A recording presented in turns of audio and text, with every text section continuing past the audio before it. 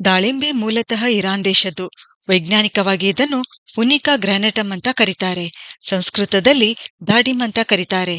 ಇದರ ಔಷಧೀಯ ಗುಣಗಳ ಬಗ್ಗೆ ಚರಕ ಮತ್ತು ಸುಶ್ರುತ ಸಂಹಿತೆಯಲ್ಲಿ ಉಲ್ಲೇಖವಿದೆ. ಇದು ಹಣ್ಣಿನ ರೂಪದಲ್ಲಿ ಔಷಧೀಯ ಖಜಾನೆ.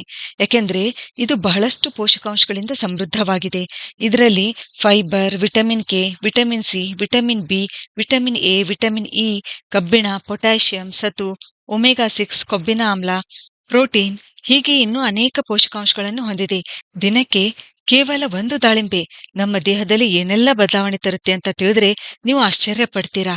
ಯುಕೆಯ ಕ್ವೀನ್ ಮಾರ್ಗರೆಟ್ ವಿಶ್ವವಿದ್ಯಾಲಯದಲ್ಲಿ ನಡೆದ ಸಂಶೋಧನೆಯ ಪ್ರಕಾರ ದಾಳಿಂಬೆಯು ಸ್ಟ್ರೆಸ್ ಹಾರ್ಮೋನ್ ಆದ ಕಾರ್ಟಿಸಾಲ್ ಕಡಿಮೆ ಮಾಡುವಲ್ಲಿ ಅದ್ಭುತವಾಗಿ ಕೆಲಸ ಮಾಡುತ್ತದೆ.